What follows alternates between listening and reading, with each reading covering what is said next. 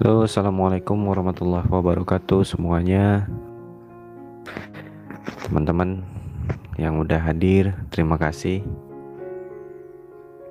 Kita malam ini lebih ke cerita aja ya, ngobrol santai. Tentunya tetap membahas masalah seputar gangguan kecemasan. Oke. Jadi jika ada teman-teman yang ingin cerita, ingin bertanya ataupun berbagi pengalaman, sensasi yang dirasakan, kemudian hal-hal apa aja yang ingin ditanyakan, silahkan tanyakan. Insya Allah jika bisa saya menjawab, akan saya jawab. Terima kasih. Bambang Sulistyo, Assalamualaikum Mas. Waalaikumsalam. Hadir Komandan, terima kasih udah hadir. Mana pejuang-pejuang yang lain nih?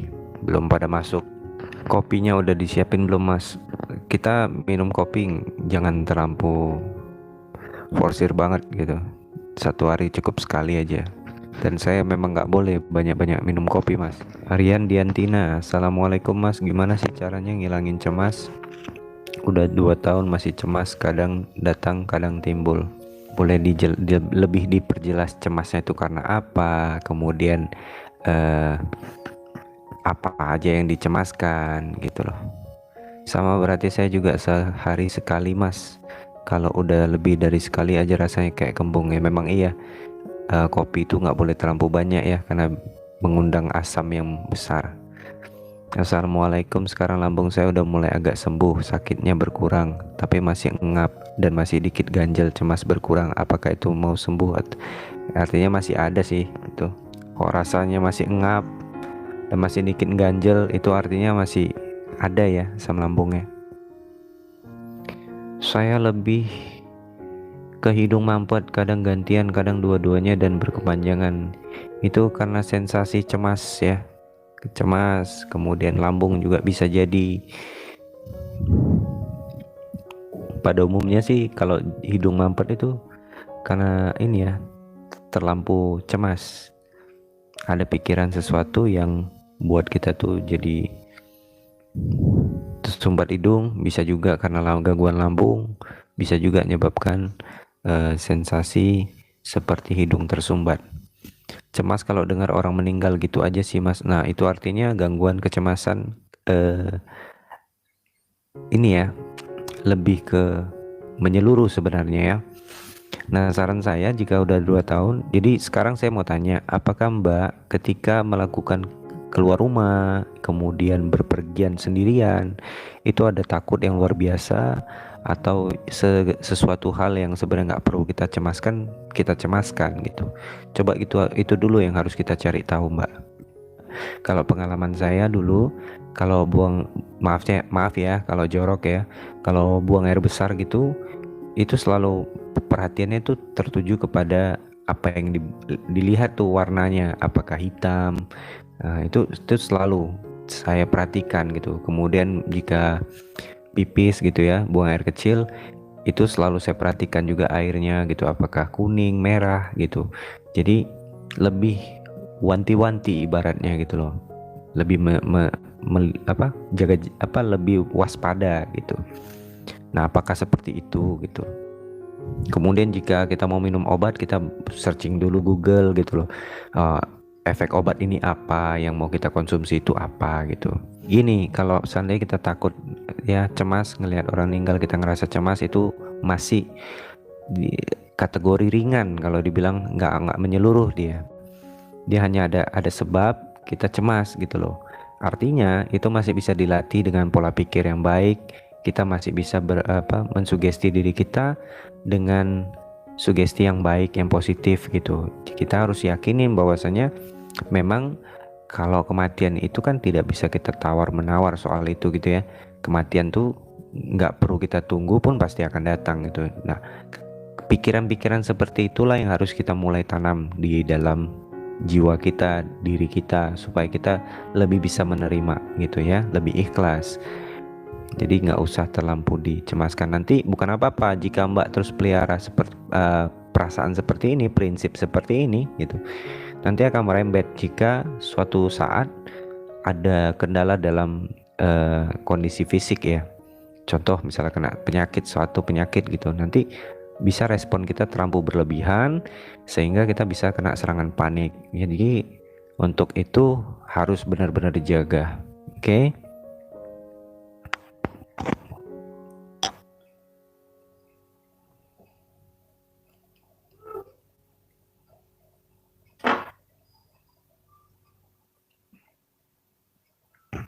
Jadi saya sedikit mau cerita ke kawan-kawan semua ya.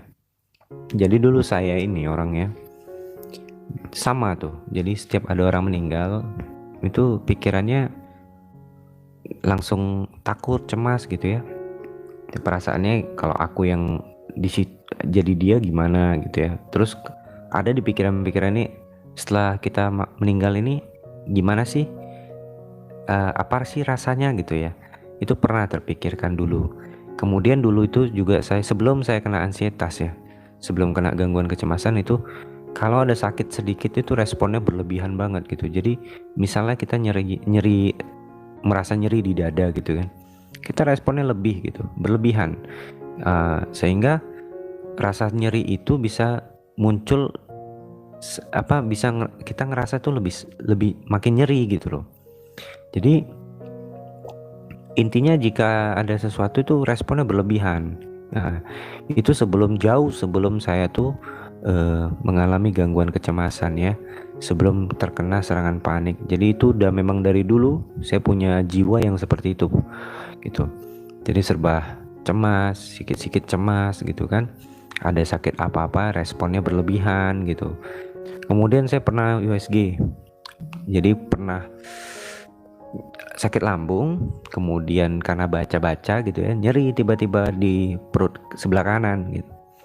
Nyeri di perut di sebelah kanan, mau apa-apa gerak sakit gitu kan. Kemudian ke penyakit dalam lah, kemudian diperiksa, dikasih obat ya, nggak sembuh-sembuh juga. Ada 2 minggu ngerasain nggak enak, nggak nyaman. Saya baca Google, perut kanan rasanya kalau nyeri perut sebelah kanan tuh kenapa gitu kan. Saya searching, katanya batu empedu, kanker empedu, segala macam lah. Intinya yang danger gitu. Kemudian saya panik, takut tuh. Nah, udah takut, kemudian saya perhatiin tuh BAB-nya gitu kan. Katanya kalau kena batu empedu BAB-nya putih kayak semen gitu kan. Nah, pas kondisinya memang waktu malam itu putih gitu loh. Bukan putih banget gitu, tapi bukan kayak pasir gitu sih warnanya, cuman agak pucat lah gitu kan. Lah panik dong, kemudian minta tuh kalau bisa besok juga, kalau bisa saat ini juga berobat gitu. Cuman karena nggak ada dokternya, besok lah kan gitu. Jadi besok ke rumah sakit, ke poli penyakit dalam, periksa. Saya bilang terakhir direkomendasikan tuh USG abdomen.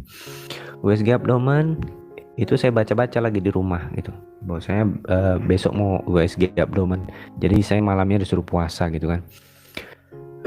Jadi begitu besok mau USG, malamnya demam. Nah, kenapa bisa demam? Karena terlampau stres ya, stres berat gitu. Karena yang saya searching di Google hasil USG abdomen.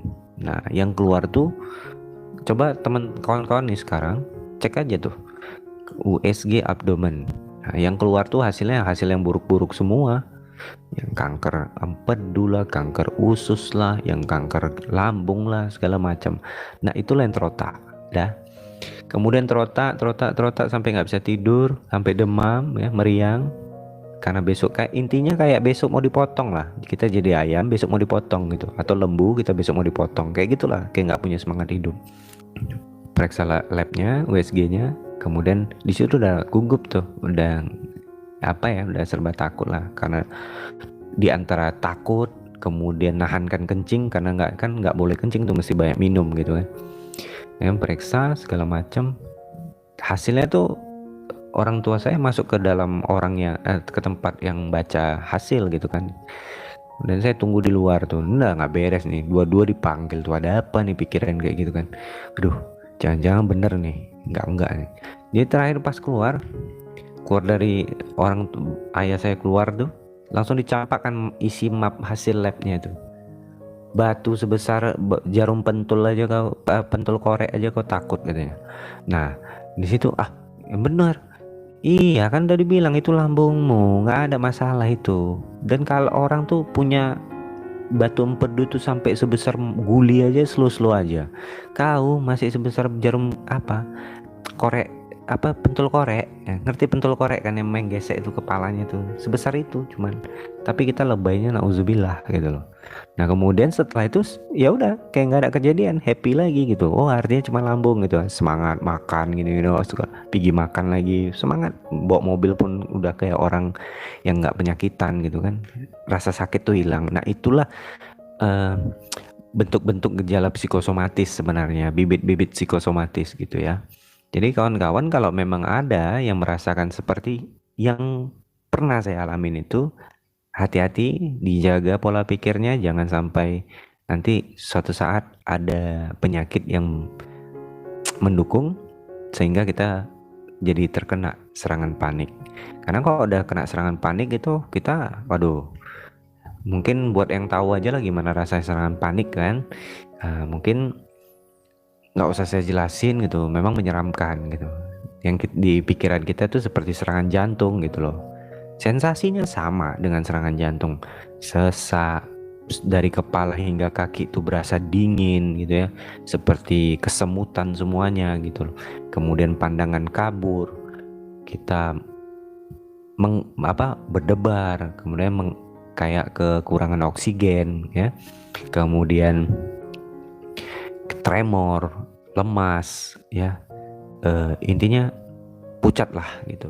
Nah pertanyaannya, gimana solusi agar rasa misalnya panik muncul ya, panik itu muncul, kemudian kita kan terkadang yang punya riwayat gangguan kecemasan ini terkadang terlampau kepo.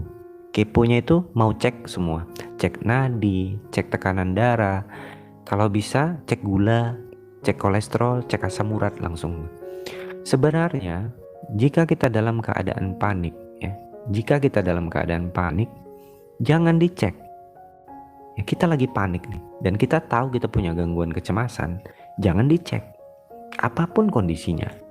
Mau kita tuh takut gimana kalau sampai benar kita nih lagi saturasi oksigennya lagi berkurang kan, kalau seandainya bukan artinya memang berkurang saturasi oksigennya, bukan artinya denyutnya nadinya itu berlebihan nggak normal kan, itu hanya pikiran-pikiran negatif kita. Nah ngantisipasinya adalah jangan kepo. Nah ketika panik datang nggak usah kepo-kepo tuh, kita cek tekanan darah, kemudian cek nadi dan segala macamnya. Apapun ceritanya, ketika kita panik kita cek tekanan darah pasti tinggi, itu sudah pasti. Kemudian ketika kita panik kita cek denyut nadi, itu udah pasti tinggi juga debarannya. Jadi ketika kita panik kita cek makin panik kan gitu. Tapi coba kita ngantisipasi, jangan stop. Apapun kita haramkan itu, untuk cek sana cek sini haramkan. Ketika kita panik kita cek itu makin parah, akibatnya tidak terkendali kawan-kawan. Itu dia. Kadang saya bingung, sorry ya Mas Bambang baru dibaca lah kita cerita tadi. Kadang saya bingung mana yang hidung mampet, mana yang sesak nafas. Karena saya selama unsetting yang gangguan pernafasan yang bikin saya traumatik. Sekarang kan tidak ada sesak nafas, ibaratnya asma atau TB. Jadi untuk apa kita itu masih juga takut gitu loh. Yang terpenting apa? Kita sudah melakukan EKG, udah ada nih faktor-faktor pendukungnya. EKG, entah yang udah treadmill atau yang sudah echo gitu kan, dan hasilnya semua baik gitu. Nah biasanya kalau hasil EKG kita normal, dokter tuh nggak akan nganjurin untuk ke tahap berikutnya, pemeriksaan selanjutnya gitu loh. Nah kalau dari hasil EKG iramanya normal, biasanya normal kan gitu, udah pegang itu. Nah kita udah ronsen nih dan hasilnya baik, ya udah pegang itu gitu loh. Jadi anggap ketika kita merasa sesak nih, nggak bisa, hidung tersumbat atau kayak mana kita berat nafas, bisa aja itu dari lambungnya. Nah, lambung ini bagaimana caranya ngantisipasinya jangan sampai dia membuat kita merasa tidak nyaman banget gitu. Ya, di stop dong pikiran-pikiran negatifnya, jangan terlalu berlebihan gitu loh. Kenapa? Jika kita terlalu berlebihan berpikir, sudah dapat dipastikan tuh asam lambung bakalan makin naik sampai dia benar-benar membuat kita tuh kadang muntah, kadang mual, bersendawa berlebih. Nah, itu karena udah penuh gitu loh, udah meluap dia, naik dia. Nah, jangan sampai itu naik. Gimana caranya? Antisipasinya, ketika cemas itu muncul, lawan. Oh, nggak apa-apa aku, ini cuman sensasi lambung doang kok ya, hidung tersumbat nggak apa-apa, cuman sensasi. Aku udah EKG kok, aku udah semua udah ada pendukung. Jangan kita mikir oh mungkin dokter salah. Nah, ayo, terlalu pendek ya pikiran kita gitu loh. Masa kita merasa kita lebih pintar daripada dokter? Gimana? Kadang kita nggak percaya sama hasil EKG-nya, kita pindah ke rumah sakit lain. Dah, nggak percaya juga kita pergi lagi ke dokter lain, kita EKG lagi, hasilnya sama, pergi lagi kita. Akhirnya apa? Kalau bisa kalian jual ginjal gara-gara itu, kalian jual tuh ginjal, nggak akan ada habisnya. Kalau sudah satu kita periksa aman, udah yakinin itu. Nah, jangan kalian jadi kayak saya gitu loh, semua dicoba. Saya tuh karena keluarga yang ibarat memang ada dari keluarga medis, jadi makanya adalah sedikit banyaknya tuh terbantu soal dana gitu loh. Misalnya mau EKG itu agak gratis gitu kan, nanti mau USG udahlah, ini udah keluarga gratis. Nah, kalau orang awam mau berapa banyak tanah kalian jual di kampung sana habis untuk kalian, gak akan ada titiknya. Percaya nih, gak akan ada titiknya kawan-kawan. Habis duit kita periksa lagi, cemas sedikit periksa lagi, cemas sedikit periksa. Intinya sama, asam lambung. Iya kan? Bener Kak? Iya Mbak. Itu aku banget ke 6 rumah sakit hasilnya sama. Iya. Malam Bang, pernah merasakan sensasi aneh nggak Bang? Sensasi apa? Linglung. Oh iya. Atau kalau datang cemas itu kayak di hati, itu aneh nggak Bang? Ya iya. Bukan aneh lagi. Kayak kita tuh nggak ada di, kayak berasa aneh gitu loh. Ya. Kayak kita ini nggak hidup gitu. Itu loh perasaannya. Kayak nyata nggak nyata. Nah, antara nyata dan tidak nyata. Antara ada dan tiada. Kan itu bahasanya. Jadi gimana ya, saya tuh dulu kalau keluar ya, contoh ya, kalau ngumpul sama teman-teman itu di jauh sebelum pandemi kan, saya sakit tuh jauh sebelum pandemi. Jadi waktu ngumpul sama teman-teman di warung kopi gitu atau coffee shop gitu ya, duduk nyantai ngobrol, tiba-tiba bisa muncul tuh, wih, aduh nggak nyaman, panik nih, pak buk, itu tanpa ada sebab, tiba-tiba berdebar. Kalau saya tengok tuh, saya kan selalu pakai jam pengukur nadi tuh, kayak Mi Band ya. Mi Band ini kan bisa ngukur dia detak nadi. Jadi kalau saya udah mulai berdebar tuh saya ukur. Itulah keponya kita. Ya, jadi kalian harus belajar gitu. Nggak usah contoh-contoh itu. Apa-apa sedikit tengok, apa-apa sedikit cek. Oh, berdebar nih, cek nadi. 130. Wih, balik ya. Begitu mau pulang, hidupin motor, buang kenceng. Kita nggak mikir panjang. Kalau kita gara-gara panik nih, tahu kan sendiri gimana kalau orang panik bawa kendaraan itu nggak mikir panjang. Nah, letak karena kepanikan yang nggak ada ibaratnya nggak ada manfaatnya kita panikin, tabrakan kita. Kok sama aja bohong. Yang penting cepat sampai di rumah. Sampai di rumah hilang semua. Kan luar biasa. Pernah nih saya cerita dulu ya. Jadi saya ini kan keluar, ada yang tinggal di Medan nggak di sini? Coba yang nonton yang tinggal di Medan siapa? Ada nggak?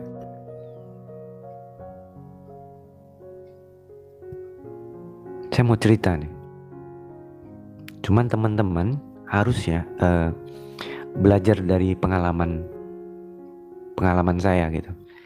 Jadi saya kan kerja itu di luar kota. Saya kerja tuh di Rantau Prapat. Dari Medan ke Rantau Prapat itu sekitar 7 jam atau 6 jam. Paling cepat 6 jam, paling lama itu 7 jam. Oke. Kemudian dari Medan saya tuh berangkat pagi.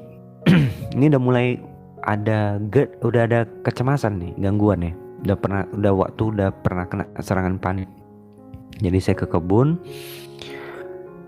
Ketika di jalan itu tuh Tio Ezra Tampu Bolon tuh orang Medan. Tak mungkin dia tahu tuh Rantau Prapat. Dari Medan Rantau Prapat berapa jam. Dan jadi saya tuh dari Medan berangkat bawa nyetir mobil itu sama om saya, suami kakak ibu saya tuh berdua kami. Jadi saya tuh kok keluar kota itu kalau mau ke kebun itu, mau kerja gitu ya, itu semua perlengkapan saya bawa tuh. Contoh ini, tadi orang grup mana yang nunjukin tas obat tuh. Nih saya punya tas obat semua sama. Kalau dulu lebih parah lagi bang, sama. Kalau dulu lebih parah, ini tas ini nggak bisa tutup. Biar kalian tahu, tas ini nggak bisa tutup. Saking banyaknya obat di situ. Obat-obat segala obat orang tua, obat penyakitan orang tua pun ada saya situ. Dan saya bawa. Itu saya bawa tensi digital saya bawa, kemudian oximeter saya bawa, kemudian oksigen yang main semprot di hidung tuh, itu saya bawa. Bayangin, ada tas khusus saya untuk tas obat medical saya bilang. Nah, itu saking gimana ya, saking gininya gitu. Saya bawa mobil, kemudian nyampe di kota 50. Kalau Tampu Bolon tuh tahu kota 50, persimpangan 3 pos polisi. Itu ibaratnya kita sudah sampai di kota 50 itu adalah setengah perjalanan loh menuju Rantau Prapat ya. Begitu mau sampai di pos polisi itu, kambuh panik saya tuh, berdebar, kemudian pipi ini kayak ketarik, kayak kesemutan gitu ya. Ini kepala kening ini kayak ketarik gitu. Tremor, keringetan gitu, gugup. Saya saya manggilnya kan papi gitu. Papi, ini kok kayaknya kambuh nih, gue bilang. Ya udah minggir dulu, minggir katanya. Pinggir. Saya pinggirin mobil di depan Alfamart, saya ingat tuh. Saya pinggirin, saya ambil tensi ke belakang. Saya ukur tuh 140, 5/80. Itu BPM saya tuh udah sampai 120-an. Hampir 130. Kemudian saya telepon ayah saya tuh. Saya ngomong tuh, "Ya, ini kenapa nih? Pengen tiba-tiba kambuh nih, berdebar-debar. Aduh, kayak mana nih? Udah bingung nih, panik. Gimana orang panik gitu." Akhirnya ya udah lu minum, akan ada dibawain Xanax itu dua tablet. Karena ayah saya tuh tahu saya tuh kena serangan panik waktu itu gitu. Saya dibawain, udah minum, saya nggak mau gitu. Saya nggak percaya, obat apa itu, katanya obat penang, tapi saya takut minumnya. Saya takut minumnya. Nggak, saya minum, udah nggak mau lah. Udah lu minum penurun tensi apa ya, kalau nggak salah amlodipin saya minum setengah. Amlodipin yang 5 mg saya minum. Kemudian ada satu obat lagi, apa itu ya, obat pengencer darah apa saya minum itu. Kemudian saya bilang, udahlah balik aja ke Medan. Bayangin kalian, dari 50 saya balik lagi ke Medan. Hari itu juga udah saya tanya, keluar tol mana yang dekat ke rumah sakit tempat ayah saya kerja itu. Nah, kemudian masuk tol itu, bayangin dari kota 50 sampai ke kota Medan, sampai di rumah sakitnya tuh saya habisin berapa jam coba? 2 jam. 2 jam saya sampai ke rumah sakit tuh. Bayangin tuh, segitu ngebutnya saya ngendarain mobil. Saya udah buka kaca, udah kayak ikan kehabisan oksigen, gitu di depan jendela itu. Om saya itu udah takut nengok, pucet, nengok saya pucet gitu kan. Janganlah kenapa-napa kau Ki, katanya. Nah, terakhirnya begitu sampai ke rumah sakit, jalan tuh kayak nggak ada kejadian. Di rumah sakit, parkiran mobil hilang semua seketika. Jalan kayak manusia biasa, kayak nggak punya penyakit. Nah, jalan daftar, kemudian dirujuk ke mau ke dokter jantung atau kemana. Saya tuh ngeluh ini kebas, kesemutan. Saya takut bukan jantung, stroke. Saya takut. Udahlah, ke saraf aja, aku bilang. EKG kan kemarin udah normal, ngapain lagi di EKG, saya bilang. Udah, ini ke saraf aja, aku takut nih apa stroke tuh. Jadi begitu ke poli saraf, duduk nungguin dokternya itu lagi istirahat makan siang sampai 45 menit. Nunggu, duduk di situ ditensi sama susternya. Di situ masih tinggi juga debarannya segala macam. Oh iya, agak tinggi nih, cemas dia nih katanya. Panik dia nih kata susternya. Udah tenang ya, dikasih saya minum kan. Padahal lagi puasa tuh. Dikasih minum. Saya batalin puasa saya karena panik. Karena udah minum obat kan di jalan. Dah, saya minum. Kemudian gak lama 45 menit datang dokternya. Dah, dokter. Kemudian kenapa? Apa keluhannya? Gini dok, saya ini baru balik lagi nih dok. Tadi niatnya mau ke apa? Mau ke Rantau Prapat, saya bilang. Loh, kenapa balik? Tiba-tiba di jalan saya ini berdebar-debar. Kemudian ini pipi sama kepala nih kayak kesemutan, kayak ketarik-tarik gitu. Oh, kenapa? Apa takut apa katanya? Saya takut stroke dok. Tensinya berapa sus katanya kan? Ya tinggi juga sih, tapi tensi tekanan darahnya tinggi. Ya, coba tensi lagi katanya, ditensi lagi. Setelah ditensi lagi udah turun, udah stabil. Cuman debaran itu masih kuat gitu loh. Nah, kalau saya nih ya, kata dokternya, kalau saya sih ngelihat usianya masih jauh sih mas ya katanya. Cuman saya lebih ke ansietas ini katanya. Kenapa kok bisa kayak gitu kata dia? Coba dicari tahu dulu. Belakangan ini ada yang buat panik nggak katanya. Oh ada dok. Memang kebetulan sebelum saya kena serangan panik ada hitungan 2 bulan mobil saya itu kebakaran gitu. Jadi paniknya luar biasa kan. Nah itulah dari semenjak itu ya nggak tahu lah entah karena itu atau gimana jadi terganggu gitu. Saya nggak ngerti juga. Cuman saya ceritakan juga sama dokternya. Oh bisa jadi itu penyebabnya. Tapi kalau kita tarik lagi sebenarnya ada tuh penyebabnya katanya. Ya udah, kalau memang mau dicek darahnya kita cek aja lah ya. Saya disuruh cek tiroid kalau nggak salah tuh, saya suruh cek tiroid juga. Kemudian disuruh cek semuanya lah, intinya darah lengkap. Saya disuruh cek gitu.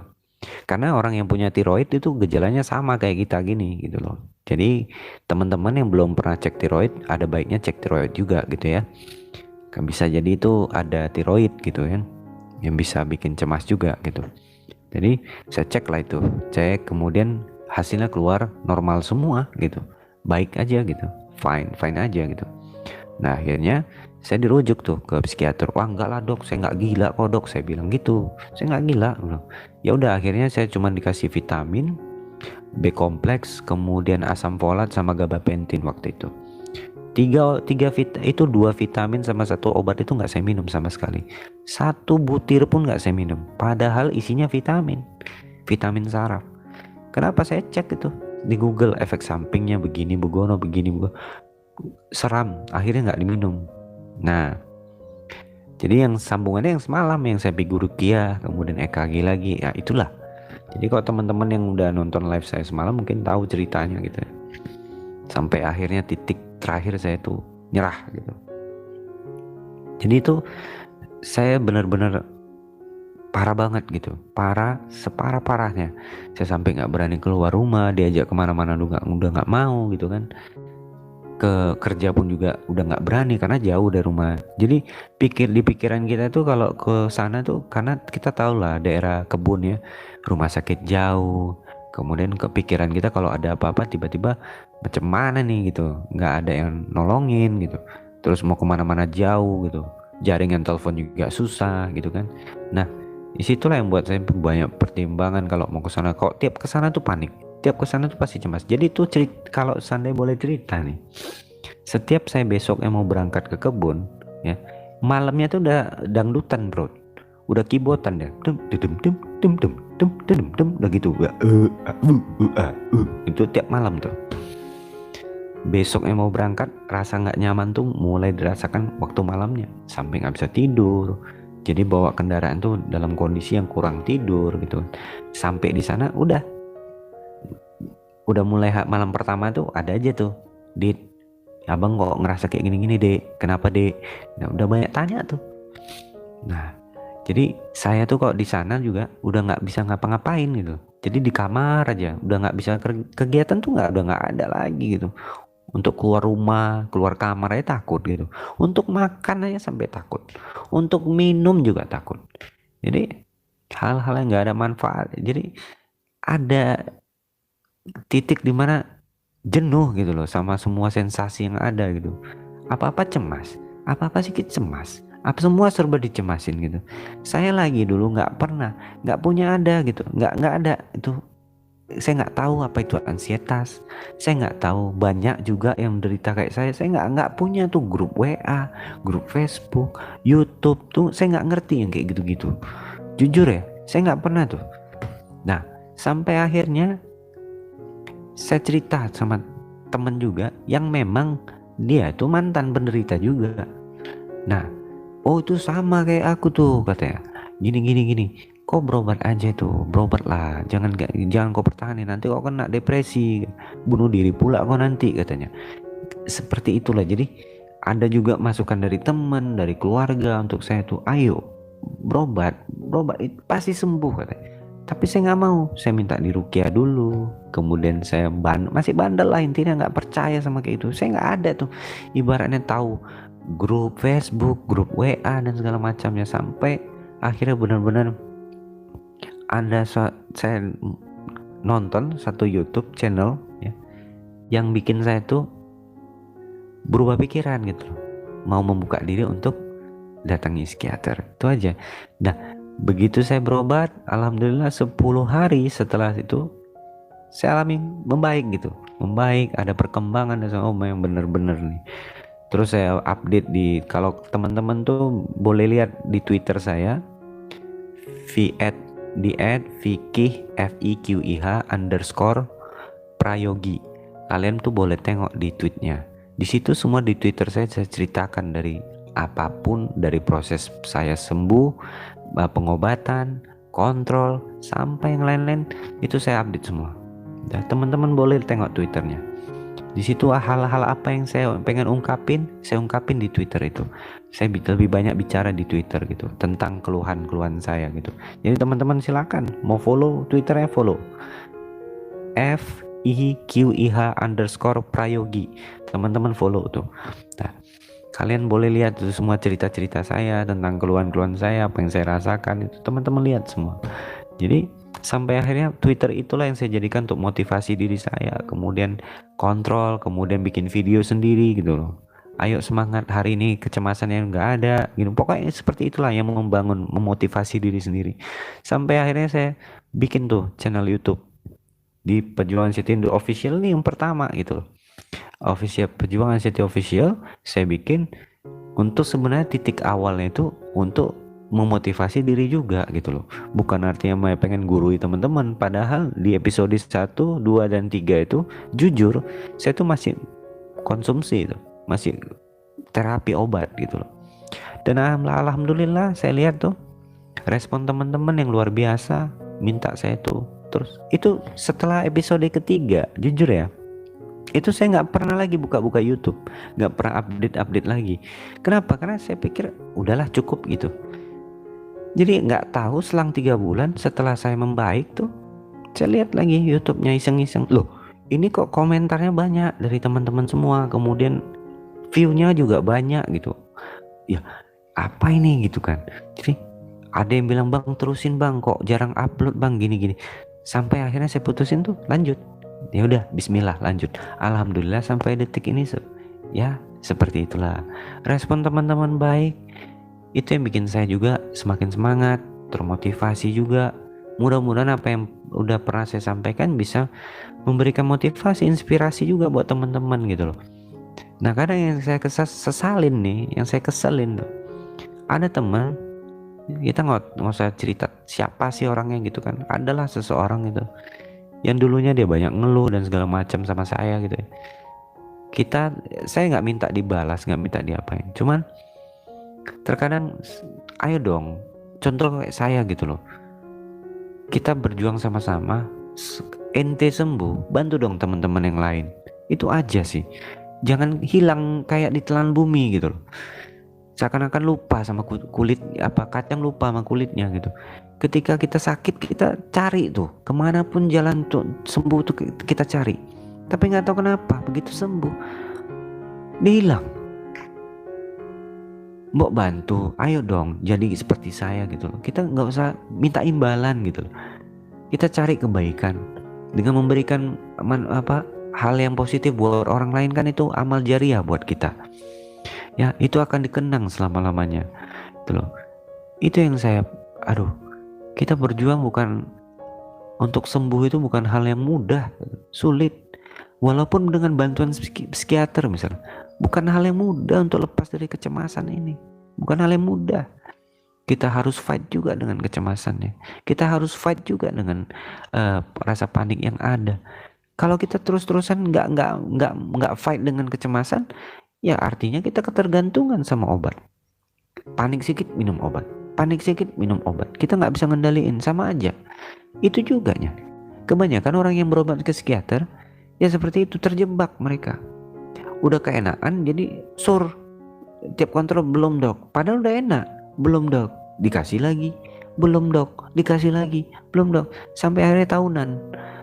Nah, dia nggak berpikir efeknya jika obat itu digunakan dalam kurun waktu yang panjang, dalam masa waktu yang panjang, itu berdampak buruk bagi kesehatan kita, obat-obatan psikotropika itu.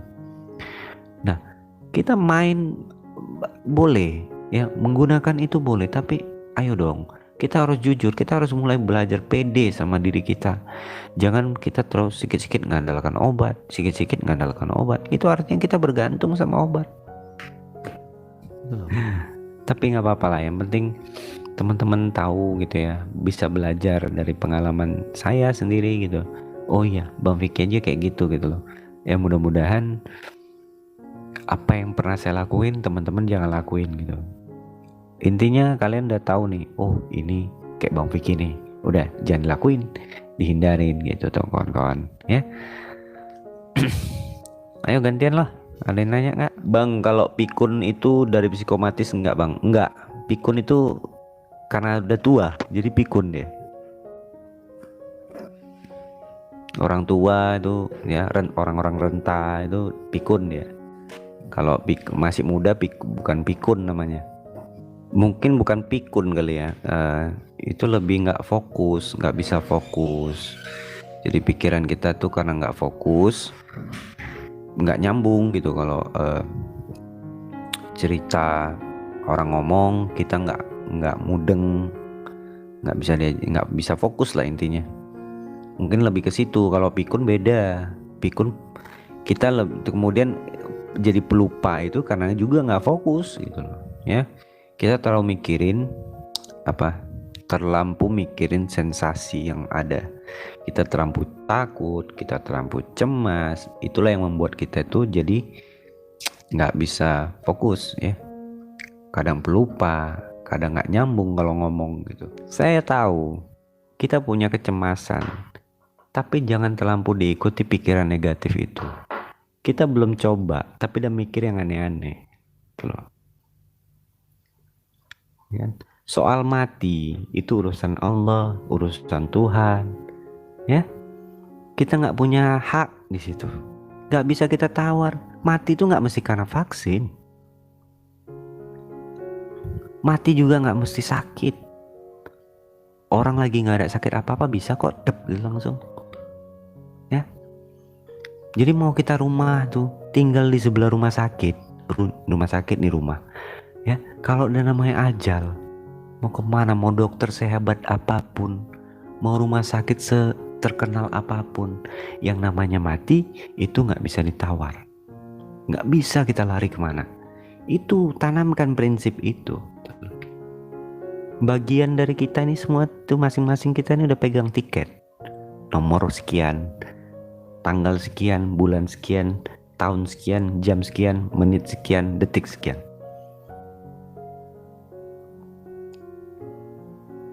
Mau lari kemana?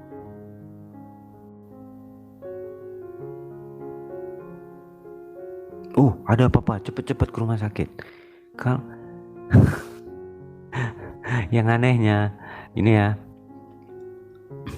panik nih, takut serangan jantung, tapi kita masih sanggup WA, masih sanggup kita ngeluh di Facebook. Kalau ente udah sakit, ente udah sakit nih, serangan jantung, ente tuh nggak akan sanggup lagi nge-WA, ya, ngeluh di Facebook tuh nggak akan sanggup.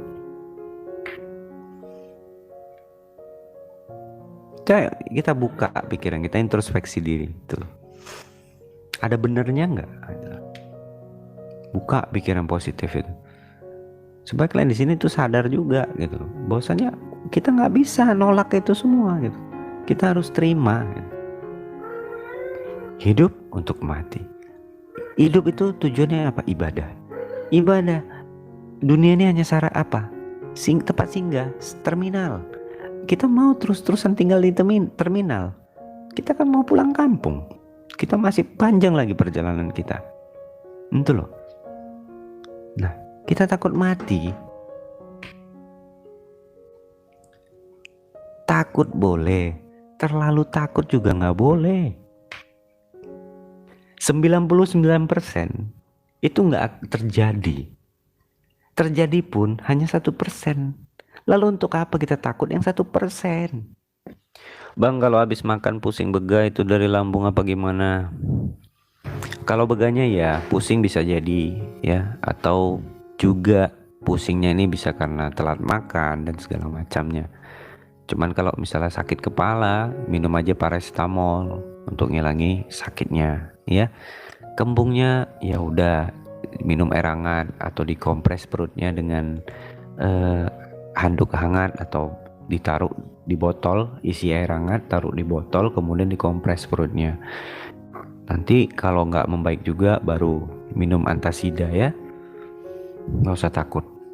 Intinya ingat, jangan terlampu segala sesuatu kita mikir yang langsung ke negatifnya. Ketika kita mikir negatif, takut, cemas, itu produksi asam lambung pasti meningkat. Dan ketika meningkat muncullah sensasi. Nah, sensasi ini bikin cemas. Nah, cemas bikin asam lambung naik. Jadi begitu-gitu terus tuh. Jadi harus di stop sampai di cemasnya. Udah jangan sampai lebih ke tinggi lagi cemasnya. Stop. Ini hanya sensasi lambung. Begah, nyeri dada, apalagi hilang timbul, kemudian sendawa berlebih, kemudian agak keliengan, kemudian pusing, kemudian hidung tersumbat, mata burem, kuping berdenging, kemudian apalagi. Intinya semua itu hanya gangguan lambung, sensasi dari asam lambungnya. Cukup sampai di situ. Jangan usah mikir jantung, nggak usah mikir sesak, asma. Ya, itu jangan dipikirin. Bang, teman saya punya ANSI juga. Dia kalau habis berhubungan sama istrinya dia suka panik ya, karena ngap-ngap. Ya. Orang kalau udah ajojing, kalau dibilang ajojing ya, skidi papap, itu kan jantungnya berdebar-debar. Nah, dia panik tuh, ngeresponnya berlebihan karena detak jantungnya ya wajar sih. Orang lari, orang jalan aja bisa kadang berdebar gitu kan.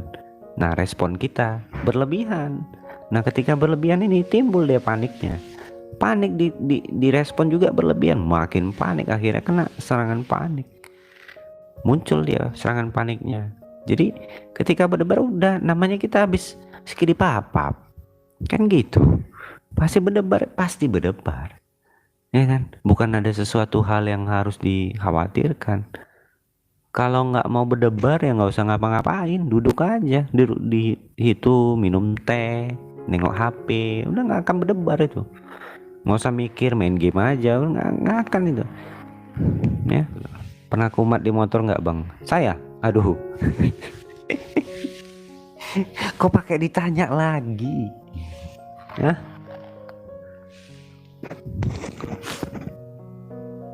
Kan tadi di awal udah cerita lagi, bukan di motor doang tuh. di mobil. Bayangin tuh, udah setengah perjalanan keluar kota ya, 3 jam dari kota saya, kota Medan. Saya berangkat, saya balik lagi. Bayangin tuh, itu artinya kan panik di jalan. Di motor pernah juga panik, kayak nggak bisa bernapas, kayak tercekek di leher gitu loh. Jadi untuk hal-hal itu sebenarnya nggak usah ditanya lagi pernah atau tidaknya gitu ya. Bang, tipsnya kalau ingin memulai pekerjaan dengan kita yang punya ANSI gimana bang? Badan jadi cepat dingin.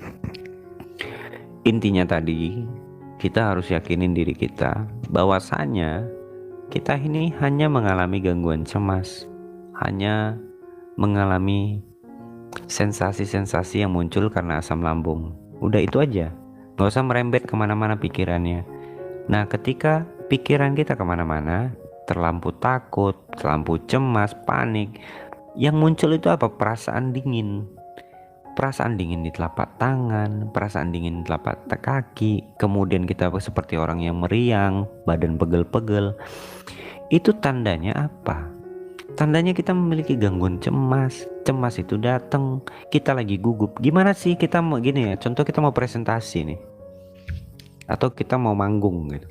Kan ada sih pasti demam-demam panggung itu, rasa khawatir. Atau yang pernah kuliah, gimana sih saatnya kita, misalnya kita lagi sidang tuh, gitulah, seperti itulah perasaannya. Nah, gugup gitu, kan cemas. Kita mikir gimana kok kita gagal gitu kan. Jadi di situ seperti itu gitu loh. Nah, itu dengan sesuatu yang ada barangnya, ya, ada barangnya, ada sebabnya.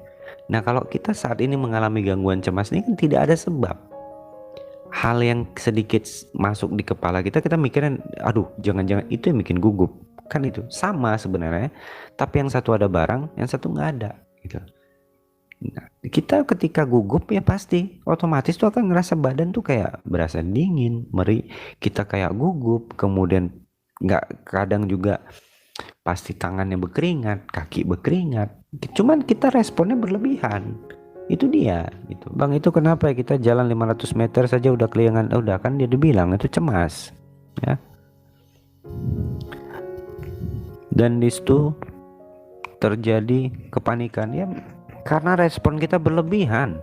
Kita terlalu berlebihan merespon itu semua gitu loh. Jadi apa, kita jalan sedikit sesak, kita responnya aduh jantung nih, ya tuh jangan-jangan ada mau takut pingsan nih, kita panik gitu ya, makin jadi itu loh. Ya bang bener, nah ya bang bener, seperti itu banget. Ya bang bener, semua bener, mana yang salah nih? Rindu dengan panik, aku pikir aku saja yang begitu bang, artinya kan udah sembuh kan. Jadi kenapa masih takut?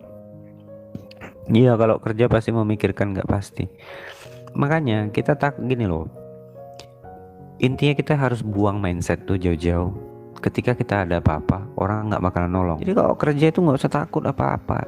Nah, ketika kita sudah mulai kerja nggak berani, kemudian kita juga udah nggak berani melakukan apapun kayak saya gitu ya, hanya ngurung diri di kamar, nggak berani keluar rumah, kemudian nggak ada orang, kita serba takut gitu, di rumah sendirian nggak berani gitu, takut tiba-tiba kenapa-kenapa gitu. Intinya serba cemas lah, makan cemas, minum cemas. Nah, inilah yang butuh pertolongan. Oh, Mas Fajri, Bang udah mulai olahraga apa dan tipsnya? Maksudnya mau olahraga gitu. Kalau olahraga, saran saya untuk kita yang menderita gangguan cemas, olahraga yang ringan aja gitu.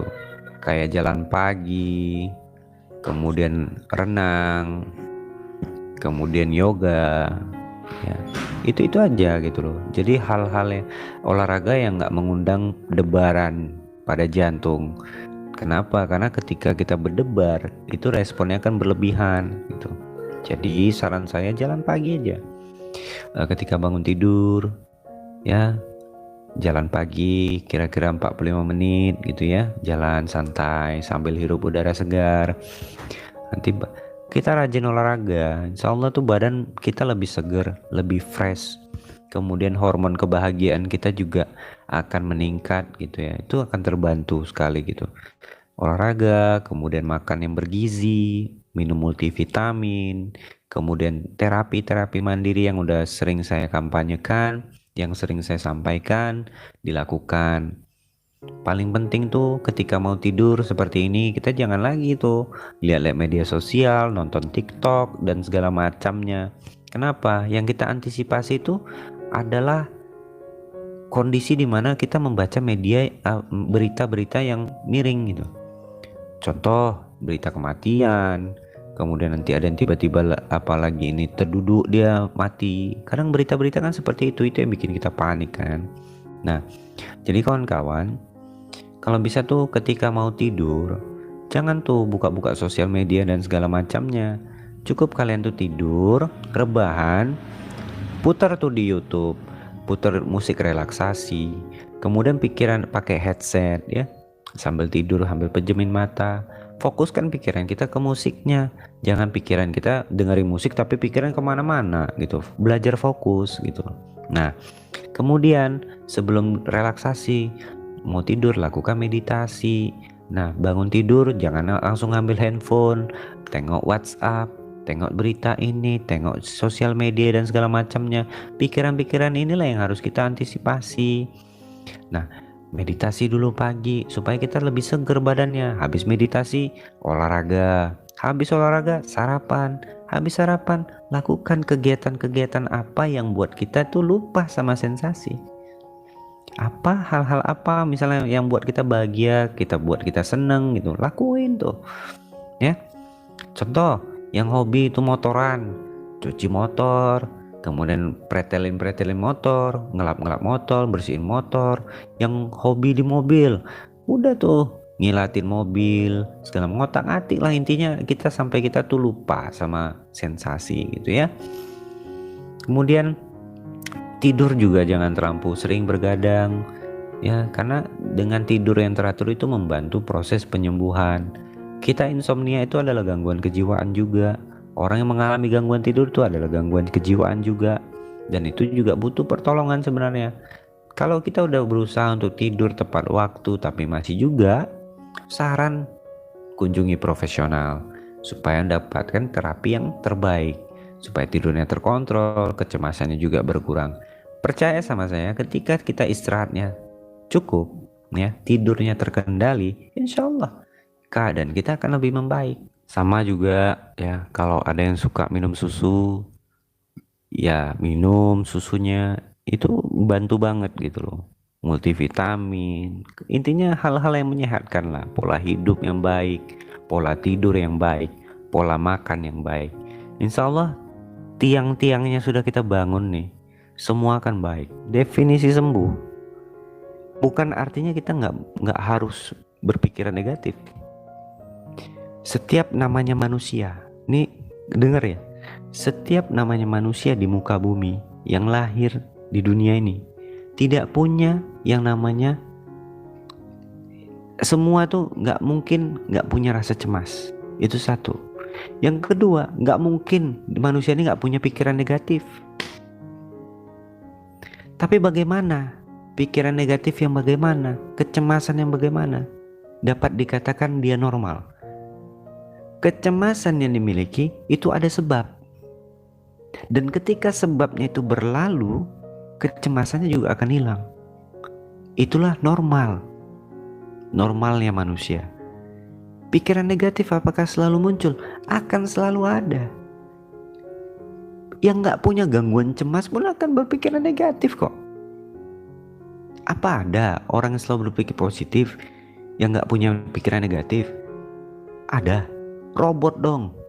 Robot aja tuh ibaratnya manusia. Yang namanya manusia tuh gak mungkin gak punya pikiran negatif, gak mungkin gak punya rasa cemas. Pasti ada. Nah, definisi sembuh di sini di mana? Ketika kamu memiliki datang kecemasannya, ya, ini definisi sembuh. Ketika kecemasan muncul, kamu yang bisa kendaliin kecemasan itu. Itu definisi sembuh. Nah, apakah saya yang sudah lepas dari gangguan kecemasan tidak merasakan cemas? Wah, bahaya dong. Rasa cemas itu akan selalu ada ketika faktor pemicunya ada. Tapi Definisi sembuh di sini ketika kita mampu mengendalikan kecemasan itu. Selama ini kan kita memiliki gangguan cemas ini, kecemasan ini yang mengendalikan pikiran kita, ya kan? Kita yang dikendalikan nih, sehingga kita panik, bingung mau ngapain. Jadi intinya ketika kita ingin melakukan sesuatu, jangan banyak pertimbangan. Mau keluar, bismillah. Apa yang terjadi itu nanti. Itu nggak bisa kita prediksi. Itu rahasia. Ya. Ketika kita misalnya mau kadang gini, orang yang punya gangguan kecemasan itu tuh suka linglung tuh. Udah kukunci belum rumah ya? Udah kukunci. Jadi sering bolak-balik tuh. Misalnya dulu saya gini, saya ke mall, ya, parkir mobil. Padahal udah saya kunci nih. Begitu masuk mall, saya sanksi, mobil udah saya kunci belum? Saya balik lagi ke parkiran. Seperti itulah kita. Terlampau banyak pikir. Nah ini yang nggak boleh. Ini yang merusak sebenarnya. Jadi makanya saya bilang rubah mindset. Mindset kita yang harus kita rubah. Cara kita berpikir. Ketika mau rencanain sesuatu, udah stop, nggak usah banyak rencana. Gini. Misalnya tanggal sekian mau berangkat. Nggak usah mikir, nanti besok gini. Nanti gini. Terlampau banyak dipikirin. Nah itu yang numpuk, itu yang bikin cemas. Akhirnya apa? Nggak bisa tidur, gelisah. Kan seperti itu kan. Jadi jangan berharap pikiran negatif. Kita nggak berpikiran negatif. No, nggak seperti itu, kawan. Jangan bilang Bang Piki udah enak tuh, nggak ngerasain cemas. Hebat banget. Namanya manusia dimanapun kau berada pasti kau pernah ngerasain cemas. Tapi cemas yang bagaimana? Kita yang punya diri, kita yang mampu mengendalikan cemas itu. Jangan cemas itu yang mampu mengendalikan kita. Artinya apa? Kalah kita sama cemas. Nah ketika kita mengalami seperti itulah yang dikatakan gangguan kecemasan. Pola pikirnya dijaga baik-baik. Latihan, terapi diri. Hal-hal positif apa yang bisa kalian ambil. Hal-hal apa yang buat kalian senang, nyaman, tenang, lakukan. Hal-hal apa yang buat kalian tuh gak ngerasa nyaman, gelisah, takut dan sebagainya, gak usah lakuin. Makasih yang udah like ya, udah mau mampir, makasih banyak.